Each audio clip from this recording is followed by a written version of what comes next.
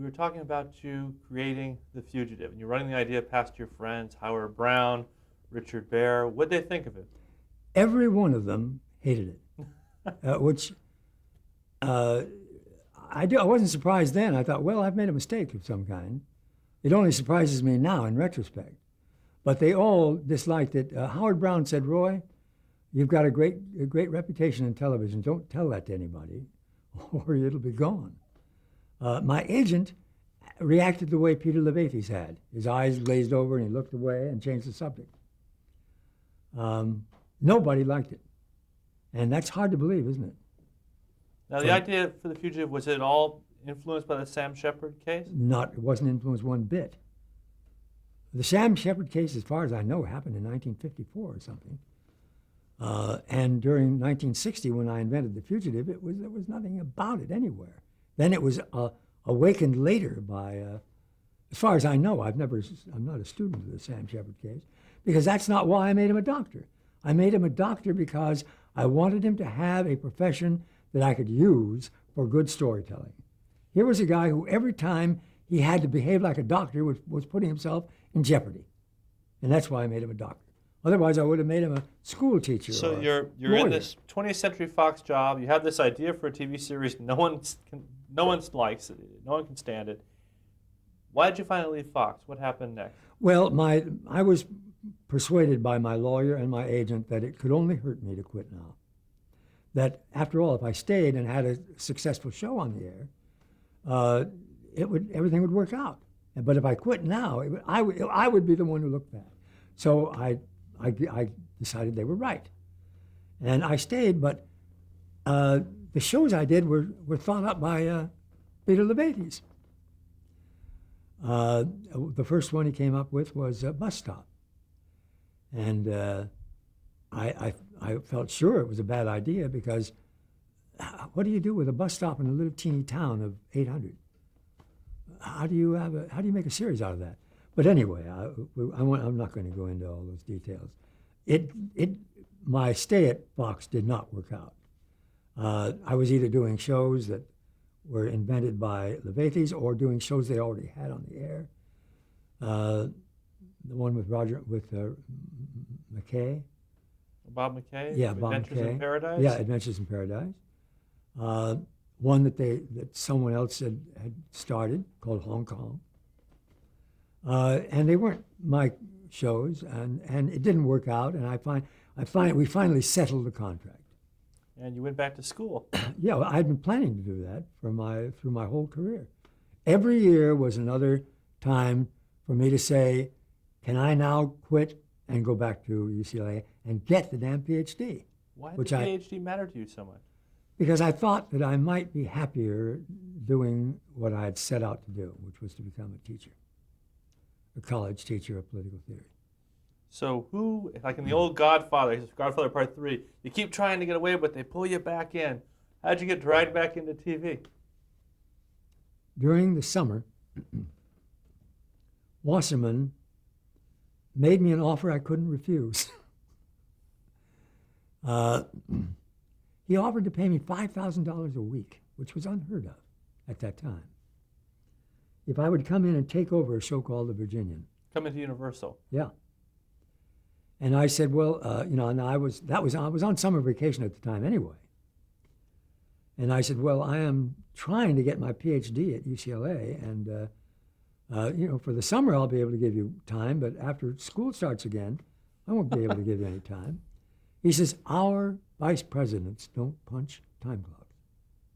Now I believe, and I do not know this for sure, but I believe that they were told that they either got me on The Virginian or it was going to be canceled.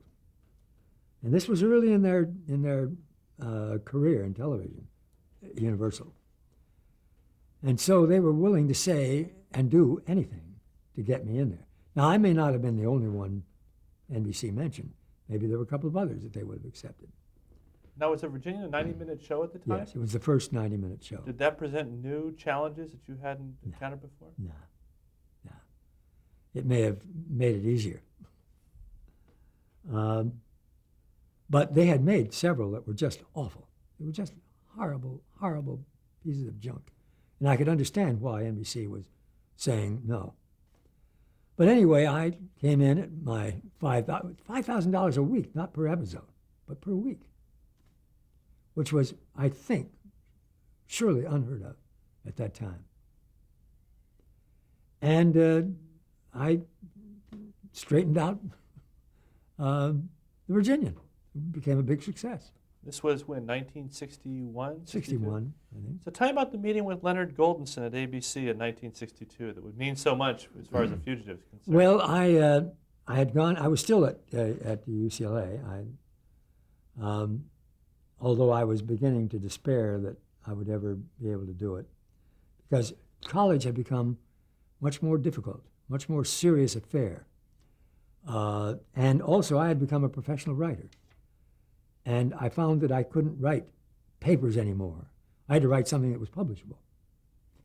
And so it was obviously, to me, becoming a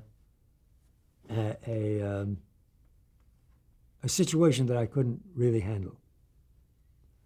And so I finally decided that I would forget the PhD and just commit myself to television. And that's when you went into the Virginian? No, I'd already been on the Virginian. So you were doing the double duty. Yeah, I was doing double duty, but I'd spent a summer on the Virginian, which is where I did most of the work on anyway. But I was at UCLA, and I got a call from the head of programming at ABC, telling me that Goldenson was coming into town, and that I was on a very short list of people that he wanted to meet with. And I said, well, I'm not in television anymore.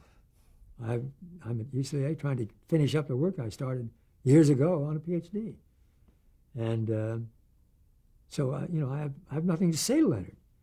And he said, Roy, don't ask me to tell Leonard Goldenson that you won't meet with him. And he had done, I can't remember his name at this moment, but he had been very nice to me when I was at Warner's, and had been supportive, and I felt I owed him a little. Bert Nodella was his assistant, and I felt the same way about Bert. And they were both saying, you can't tell us you won't meet with him. You must have something you can talk to him about. And I said, yeah, I have something that I thought was pretty good, and that I've told to a half dozen people or more, and they hate it. But I'll tell him that story. He said, what is it? I said, it's called The Fugitive, about a guy who is accused of killing his wife and escapes from prison and is being hunted. Okay, Roy, tell it to him. So I went to the meeting, and the room, it was before ABC had offices. They met in hotel rooms. And this room it must have had at least 15 or 20 people in it. Vice presidents and programmers and all kinds of people. And Tom Moore, who was head of programming. And so I started telling them The Fugitive. And about halfway through, Tom Moore got up, left the room, came back with a suitcase and said, sorry, Roy, I've got a plane to catch, and left. And it was very obvious that he was telling everyone there that he hated it and that he was getting out rather than have to stay for the discussion afterward to tell this poor fool how horrible this thing was. I mean, he made it very clear. I mean, I knew Tom Moore, and I knew what it meant when he left. So I finished. It was very difficult for me to finish, but I managed to finish. And I stopped, and there's this silence. By the way, while I was telling it, there were people doing this with their feet and looking at their watches and doing this. And it was one of the toughest 25 minutes I've ever spent in my life. And then there was this terrible silence. And then this man, Leonard Goldenson, said, Roy, that's probably the best idea for a television series that I've ever heard. And I thought, this guy's crazy. Not only is he saying something I didn't expect, but he's saying something he shouldn't say to somebody who's going to try to sell it to him. But that's what he said. And he's still alive, 93 years old in December.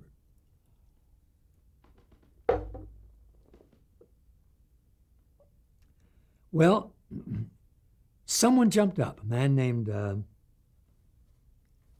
the second man in programming, Jules Barnathan, jumped up and said, well, I don't like it. He said, I think it's un-American.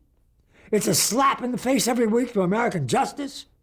Now, Jules was a very short man. When he stood up, he was not much taller than he was sitting down. And I sat there listening to him and thinking, now here's the bravest man I've ever met in television. He just heard the boss say it's the best idea he ever heard, and he's standing there saying how much he hates it. And I thought, God, I really admire this man. And so he got it off his chest, and other people started saying little things.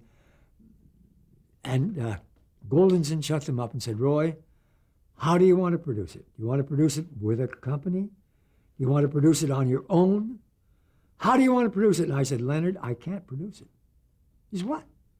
I said, I can't produce it. I have been admitted to the graduate school at UCLA. When they admitted me, someone else got knocked out. Because it's very difficult to get into any part of UCLA as a graduate student. There's a long list. And they had accepted me, and I felt I could not just say, sorry, fellas, I got a better deal. So I said, I'm sorry, I can't do it. I have to continue with what I'm doing. And he was in shock, and everyone else was in shock. In fact, there were people looking at me as if they couldn't believe what they were hearing. And he said, well, at least you'll produce the pilot. And I said, I can't. Leonard, I would if I could, but I absolutely can't. I'm snowed under with what I'm doing there. And, he thought he'd never heard anything like this. And he said, well, could you, maybe you could make a deal with someone to do it for you. And I said, right. That's a good idea. In fact, if you've got anyone that you like, I've got a couple people that I would like to approach, but maybe you have people you like. Now people began to come awake, and the other people in the room, they began to see this as something that was going to happen. So someone mentioned a producer here, and someone mentioned Quinn Martin there. And I remembered that Quinn had done very well with The Untouchables. And which was, I thought, a show that was very unlikely to succeed. And he had made it successful. And so I thought, yeah, he's one. I've never met him, but he's a better choice than the one I had in mind. So I said, look, these are all good ideas, and I will meet with someone, and I will tell you before I meet with him who I'm meeting with. And I'll see if I can, I'll make a deal, and then if he's acceptable to you to produce the show, that's it. So Leonard said, all right, I'll go along with that. So I don't think I met with anyone else. I think I called Quinn Martin immediately, met with him, but I must say that if I still didn't think this show would ever get on the air, because there was only one man in the world who agreed with me about that show, and that was Leonard Goldenson. Tom Moore had expressed his opinion, and he would be running it. In other words, whoever produced it would be working with Tom Moore, not with Leonard Goldenson. So I had this meeting without much faith that I was really talking to a man about a show that was going on the air, even though I had sold it to ABC. And all he had to do was just, make a pilot. What studio was aligned with it? No studio. No studio. No. I was meeting with this man who was going to produce it. And he was going to make a deal with me first. And, of course, I'd already made up my mind that I wouldn't let him have any rights to the thing except television, because that's all we were dealing with. But you'd get the created by royalty and be a consultant. I would have a percentage of the profits created by royalty and a consultant, and I would own movie rights, book rights, dramatic rights, all those things I would retain. And you wrote the pilot? No, I just made a deal with Quinn Martin, but with the agreement that I would have to look at the pilot.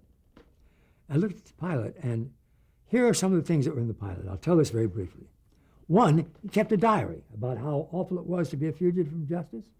But, and here's what happened today. And it was in his pocket. And in that very pilot episode, he was arrested. This thing would be in his pocket. It was in his pocket. Mm-hmm. And I said, among other things, I said, Quinn, why have you got him keeping a diary? He says, well, he hasn't got anyone to talk to, which reminded me of Cheyenne. And he says, and he's got, there are things we have to hear from him. And I said, Quinn, he can't keep a diary. When he was arrested, they would have found the diary. Well, what do you know? This man's a fugitive for murder. Well, I'll think about it. And there were a couple of other things. I forget. Oh, yeah, he was going to keep the same name. Because I only dealt with things that would affect the whole series. The guy was going to call himself Jim Lincoln, and he was going to be Jim Lincoln in every episode. And I said, Quinn, when he leaves a town, he leaves because he almost got caught. He's not going to call himself by the same name. So anyway, he accepted both those things and made, I think, a good pilot.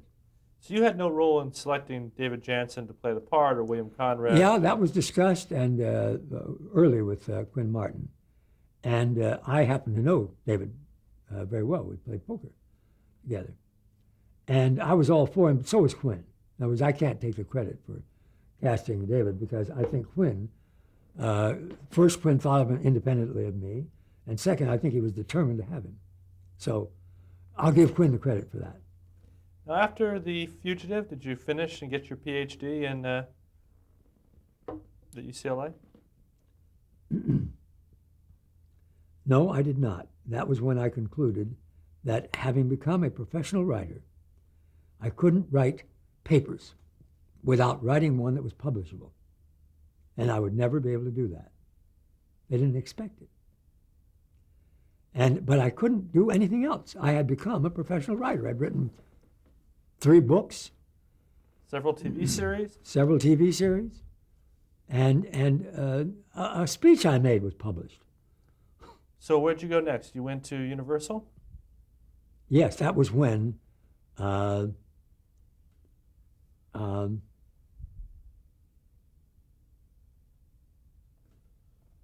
you got involved with a series called Craft Suspense Theater. well, that was at Universal. I'm trying to think what. I don't believe I'd ever left. I'm not sure I'd ever left Universal. I had signed up. No, that's right. I turned over. I was off salary. That's right. I was offered a job as a vice president at Universal. And this was after I had made the deal, sometime after I'd made the deal with Quinn Martin to do The Fugitive. In other words, it took a while for me to realize I would not be able. It was too late for me to take The Fugitive back. I was offered a job as a vice president at Universal. And the first thing I did was to save a show for Craft Suspense Theater. I'm not sure. I think I may have just been hired to save that show. And after saving it, they offered me a job as vice president. I should have asked you, and I apologize. I forgot to ask it. How did you feel about the Fugitive series? Did it live up to your vision? Oh, yeah. I I thought Quinn Martin did a fine job. I thought he did just a fine job. On the times that I saw it, I felt that it was a little different from what I would have done, but maybe it was better. Because, he won an Emmy, and the show is on the air forever. Now, not that much longer after The Fugitive, you did a similar show, Run for Your Life. Well, yeah, that was after when I went to work at Universal, and I worked for a while doing things like, redoing a pilot for Kraft, and then I sold Run for Your Life and decided that I really should not be acting as a producer and have a title as vice president. That there was a discrepancy there. A producer produces. A vice president does administrative things. And so, I had, it was difficult to give it up because I had an option, a stock option, which probably, if I had kept it, would have been worth millions today. I mean, many, many, many millions. But I went to Wasserman and said, look, I would rather form a partnership with you and be an independent producer rather than be a vice president. I don't think I'm really cut out to be a vice president anyway. And what I would really like to do is form a joint venture in which we share equally in the profits, and you give me total independence in creative decisions. I won't ask for for total independence when it counts as money, but in creative decisions. And Wasserman agreed. This is how you form Public Arts. That's right. Universal. Before we get to Yes. that, though, let's take a few steps back and tell me how Run for Your Life was created, how the show came about. Well, there were all kinds of imitations of The Fugitive on the air. And Leonard Goldenson sat down with me in the commissary one day. He'd come over to talk to Wasserman. And he said, Roy, he said, did you ever have any problems with The Fugitive when you told it to anybody? I said, why do you ask, Leonard? He said, because I had nothing but problems. He says, I'm telling you, my staff didn't like it. Tom Moore didn't like it. And he says, I even had calls from the American Legion asking me why I was doing a show of this kind. And he says, I almost took it off the schedule. And he says, now, when it went on the air, there were no complaints. There was nobody complained about The Fugitive. It was accepted as if it was the most ordinary, regular, everyday thing in the world. And he says, now everyone's imitating. How come you haven't imitated? And I said, well, Leonard, I have. I've come up with a show called Run for Your Life, and I'm sorry, but it was offered to NBC. I apologize for that. He said, oh, don't worry about it. Anyway, he went to keep his meeting with Wasserman. So did you conceive of Run for Your Life as not a ripoff, but as something in the same vein as... Yeah, many people had said to me, why don't you do what everyone else is doing? Rip off your own show. But I wouldn't do it. Because first of all, I don't like to repeat myself. But then Jennings Lang called me into his office one day. Jennings was, I guess, right-hand man to Wasserman.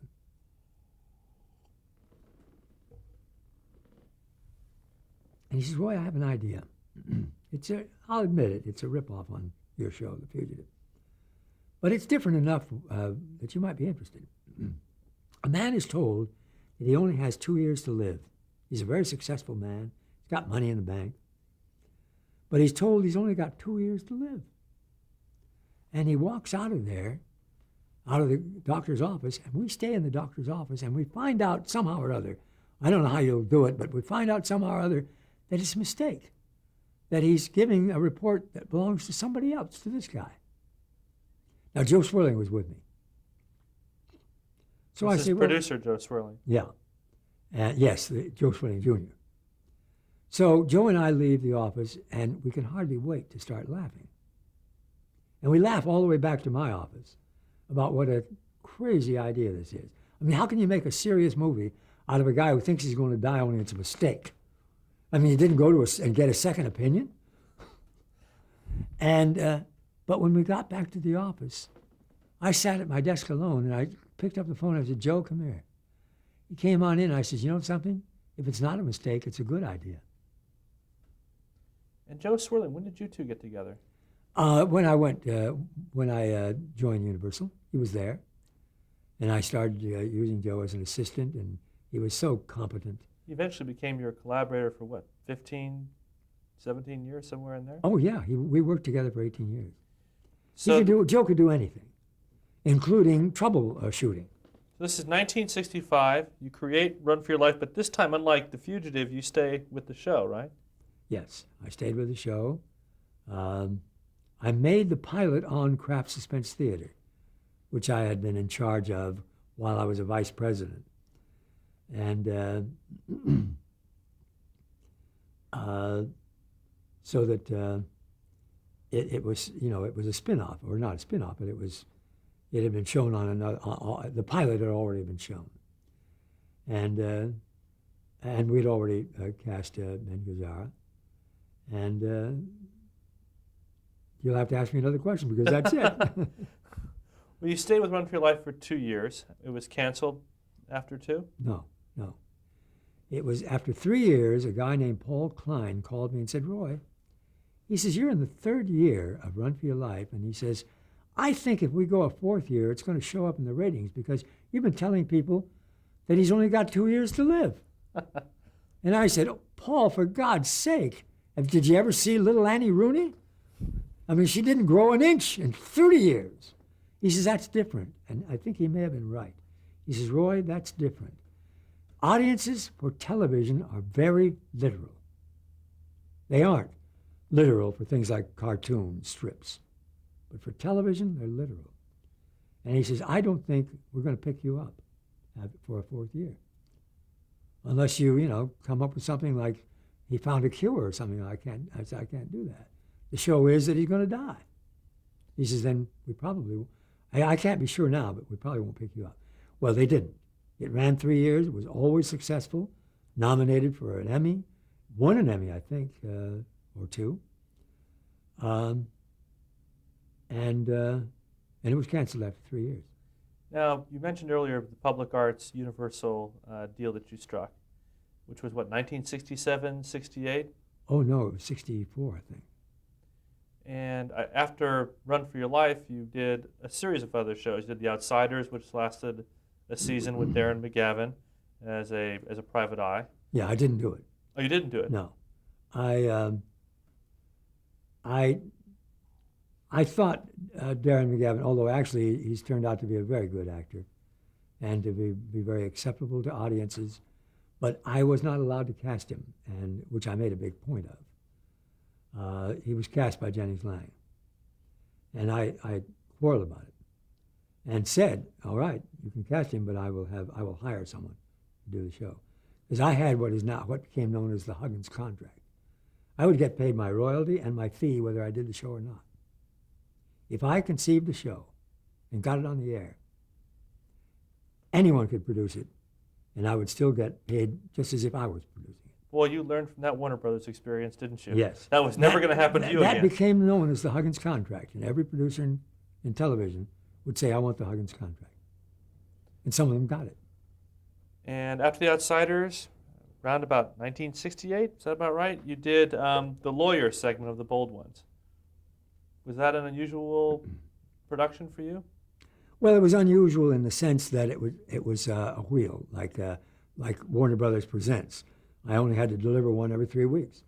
And it was 2 hours or half an hour? Hour and a half? It was an hour. It was just an hour. Just an hour? All the shows on the Bold Ones, so-called, were just an hour. I enjoyed doing it because I loved Joe Campanella, and Ferrantino was a very good actor and interesting guy. And I loved Burl Ives. He was just he was a good friend. This was a very active period. Well, we'll come back on the next tape.